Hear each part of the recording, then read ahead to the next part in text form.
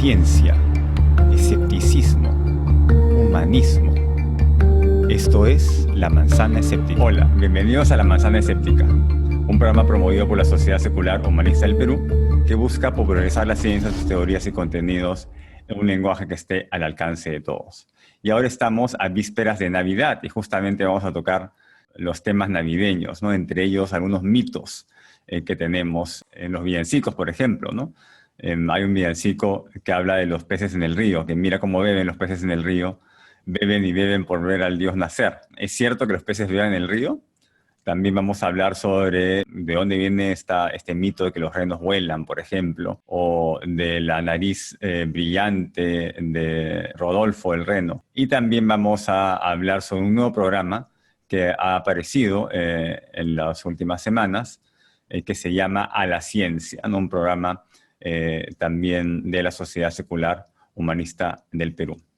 Para eso tenemos como invitado a Quique Neira, que es biólogo pesquero graduado en la Universidad Nacional de Trujillo. Se ha desarrollado en el área de hidrobiología y es actor del colectivo teatral El Grito. Desde hace un año viene desempeñándose dentro de la divulgación científica en sus redes sociales y tiene su propio canal en YouTube para que lo sigan. Se llama Quique Neira.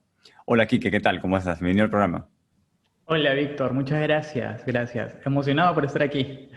Qué bien, qué bien. Hoy Sí. estamos acá ya a vísperas de Navidad y hay muchos mitos incluidos en los villancicos, ¿no? ¿Es cierto que los peces beban en el río? Porque yo veo que los peces siempre están moviéndose, aspirando agua, pero yo me pregunto, ¿oye, tanta agua necesitan en cada segundo? Cuéntanos un poco. Claro, es común ver, cuando vemos en un acuario, de repente como el que tengo atrás, a los peces abrir y cerrar la boca constantemente. Eso es algo inherente de ellos. Y, y bueno, aparentemente parece que estuvieran bebiendo agua, lo que parecería lógico, ¿no? Porque están rodeados de ella. Pero lo que en realidad está pasando es que están respirando, ya que ellos abren la boca para que entre el agua y pase por las branquias. Entonces, al pasar, las branquias toman el oxígeno del agua y el agua sale por los opérculos. Mm. Eso de forma general. Pero en sí la pregunta, si es que beben, va a depender si es que es un pez de agua dulce o de agua salada. Si es que hablamos de los peces de agua dulce, en este caso los del villancico, los del río, ocurre algo. El medio en el que se encuentra el pez tiene menos sales que el cuerpo del pez, que el interior del pez, que los fluidos corporales del pez. Entonces, aquí ocurre un fenómeno un fenómeno físico que se llama ósmosis, en donde a través de una membrana semipermeable, que en este caso serían los tejidos del pez, el agua tiende a ir de donde hay menos sales a más sales. Entonces, en este caso, como el agua que rodea al pez tiene menos sales que el interior del pez, tiende a entrar en el cuerpo del pez el agua. Inevitablemente va a entrar por la piel, por las branquias, por la mucosa de la boca. Entonces, inevitablemente entra el agua y aparentemente esto estaría ok, ¿no? Porque el agua entraría a diluir las sales. Pero si pasa esto, el pez correría el peligro de hincharse y explotar. Entonces, lo que hace el pez para atenuar esto es orinar, botar todo ese exceso de agua en la orina, y orinan en grandes cantidades, los peces de agua dulce. En su contraparte, los peces marinos ocurre todo a la inversa, porque ellos viven en un medio muy salado a comparación de las sales que están en su interior. Entonces, el agua va a tender a salir de su cuerpo para ir al medio acuático salado. Para eso corren el riesgo de deshidratarse y necesitan tomar. Los peces marinos ahora sí beben agua para que no se deshidraten y orinan poco. Y las sales que hay en exceso, pues las eliminan por las branquias o o en el caso de los tiburones y rayas, por unas glándulas rectales. Sí. Entonces deberíamos cambiar el villancico para que sea científicamente correcto y debería decir, pero mira cómo orinan los peces en el río, pero mira cómo orinan por ver al Dios nacer, ¿no? Claro, eso Debería ser esa la frase. sería para mí la más divertida y acorde con la realidad. porque lo otro sería solo el cambiar, pero mira cómo beben los peces en el mar, que también estaría correcta. Pero yo me quedo con la primera opción que acabas de decir. Orinan de miedo, seguro, ¿no? Por el temor de Dios. Interesante. Claro, lógicamente. Bueno, entonces sí hay una diferencia entre los peces en el río y los peces en el mar y se debe a la diferencia de concentración de sal, ¿no? Sí, diferencia de Genial, concentración de sale de su cuerpo y el medio acuático. perfecto. Y sobre el mito de los renos voladores, ¿de dónde viene, no? ¿Fue un trip de hongos en los que produjo esta imagen o hay alguna posibilidad de que puedan volar? Bueno, entrando al juego, digamos que científicamente Papá Noel podría tener un staff de científicos, ingenieros genéticos que hayan manipulado renos para que tengan los pulmones más grandes y que se llenen de helio y puedan flotar y volar.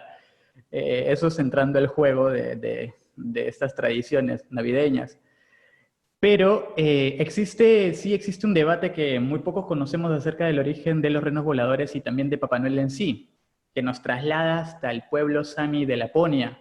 Es un pueblo indígena que está en una región al norte de Noruega, Suecia, Rusia, la parte sibérica. Y este pueblo es famoso por el pastoreo de renos. Entonces, cuenta la historia que antiguamente los antiguos chamanes, antes del solsticio de invierno, se vestían de rojo y blanco. ¿Por qué? Porque su tradición, su rito era recolectar unos hongos, la manita muscaria, que es nada más y nada menos que el típico hongo que vemos como la casa de los pitufos o en el videojuego de Mario Bros. Como el honguito que le da poder. Es el hongo de rojo y blanco. Entonces, en honor a este hongo, estos chamanes se vestían de rojo y blanco y recolectaban estos hongos, que son alucinógenos. Y luego los ponían a secar al fuego y los regalaban a las familias del pueblo. Pero bueno, aquí no acaba la historia porque se dice que estos chamanes daban de comer estos hongos a los renos para que ellos sean un filtro para las toxinas de estos hongos y el consumo posterior sea menos tóxico para los chamanes. ¿Y cuál sería el consumo posterior? Pues la orina de estos renos. Entonces tomaban la orina de los renos y bueno, antes, y ya me estaba salteando una parte esencial, cuando los renos consumían estos hongos, pues estaban en otras. Corrían a grandes velocidades y saltaban, y se dice que saltaban tan altos que parecía que volaban. Entonces luego el chamán que tomaba la orina del hongo también entraba en los efectos alucinógenos y pues estaba drogado prácticamente. Entonces una persona drogada en esta onda mística pues va a creer que está volando, igual con los renos que están por ahí saltando. Oye, qué interesante. Entonces, tenemos que primero los renos acaban alucinando, drogados por estos hongos alucinógenos, y de ahí baja un poco la potencia de este alucinógeno, y después los chamanes hacen una especie de orinoterapia, ¿no? Que están Claro. tomando la orina de los renos y a su vez también probablemente tengan efectos alucinógenos. Sí, sí, filtraban para que las toxinas bajen, no sea tan venenoso en el cuerpo del chamán y bueno, también entraban en esta onda mística, el trance, como se le conoce. Y bueno, ellos también estaban en sus viajes al igual que los renos, se imaginaban que volaban con los renos. Qué interesante. Entonces, Santa Claus seguramente, bueno, en el personaje mítico, ¿no? Se puede crear una manera interesante en que el Papá Noel le da de comer hongos poderosos, o mágicos en realidad, más que alucinógenos, Mágico, claro. mágicos, a sus renos, para que estos puedan volar de la misma manera que Mario Bros crece cuando come un hongo. Claro, sí, exactamente. Y cuéntanos sobre la famosa nariz de Rodolfo, el reno que guía con su luz en la oscuridad. ¿Puede ser esa nariz producto de una enzima, como sucede con las luciérnagas? Tal vez se podía alcanzar eso con alguna modificación genética de la nariz para que brille en la oscuridad. ¿O es porque estaba resfriado? O sea, ¿qué historias hay atrás de la nariz de Rodolfo? Prácticamente el Rodolfo sería el primer reno bioluminiscente que existe, ¿no? Cuando hablo de bioluminiscencia es Me refiero a estos animales que botan luz propia, que emiten luz propia, mejor dicho. Y en este caso está, como dices, las luciérnagas, peces abisales de las grandes profundidades, medusas, anémonas, corales, bacterias, hongos y hasta plantas. Y Es un también, no sé si te complejo. acuerdas del chancho luminiscente chino, que fue una de las primeras modificaciones genéticas que hicieron, que le insertaron el gen de una medusa luminiscente al chancho y ya podía brillar en la oscuridad, ¿no? Entonces ahí aparecieron muchos padres diciendo, de qué bien, no voy a modificar a mis hijos para poder ubicarlos en la oscuridad y que no se pierdan, y hacerlos luminiscentes.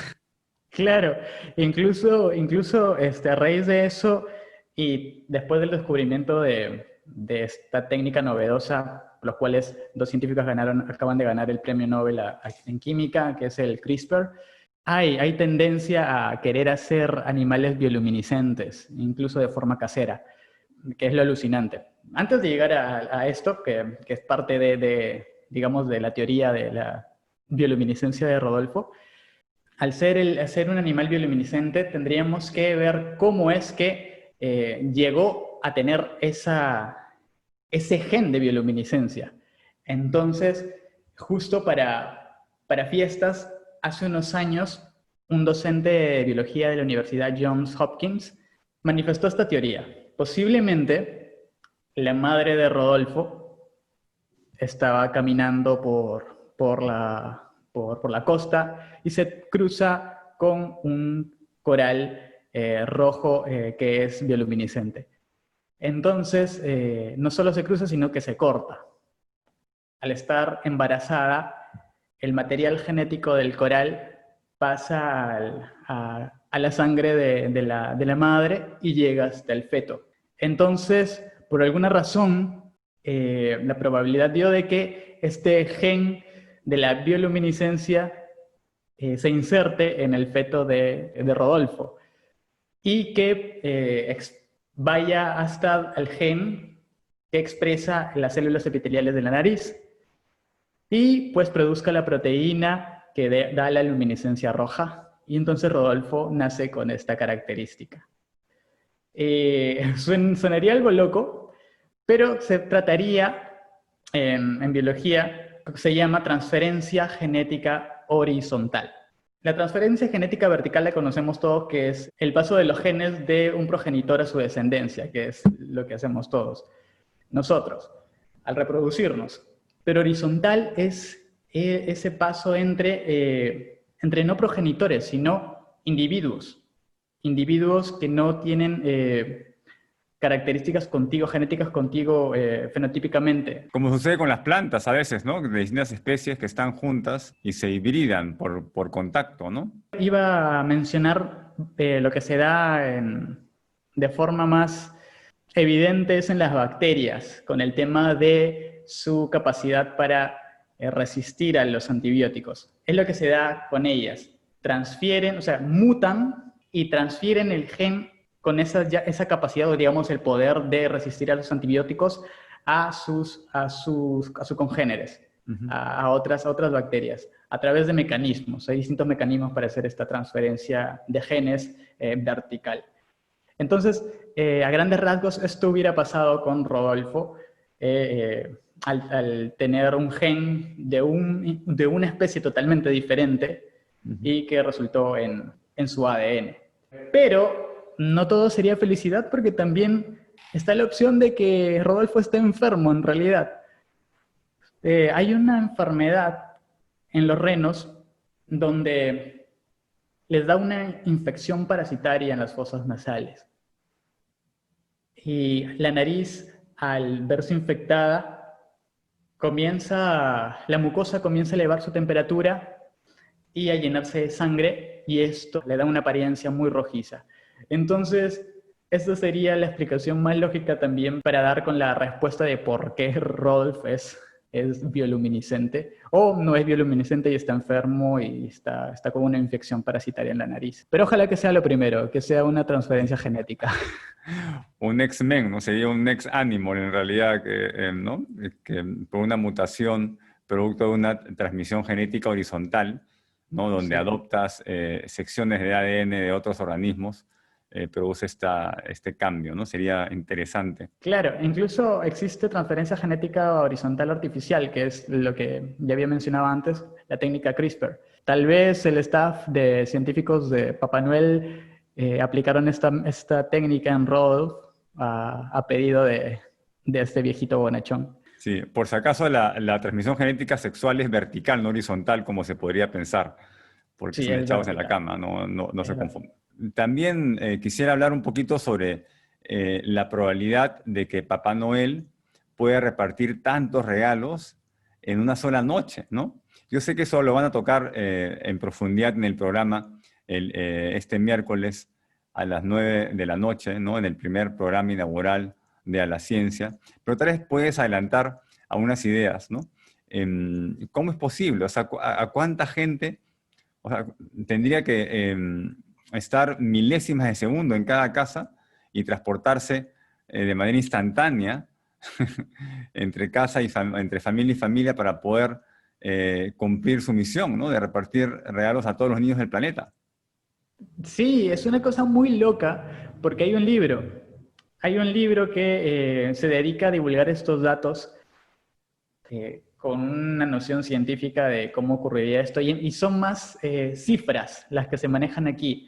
Y para no adelantarles mucho, porque sería como darles el programa en sí completo, podría decirles que Richard Dawkins, que es un divulgador científico famosísimo, un biólogo, sacó un libro, un contenido divulgativo, en donde mataba con una sola frase la existencia de Papá Noel, diciendo que si Papá Noel viajara con una velocidad superior al de la luz, ocurriría una explosión sónica que prácticamente los mataría a él y a todos los renos y se escucharía muy fuerte y en casi todo el mundo. Y como hasta ahora no se ha escuchado eso, entonces no existe.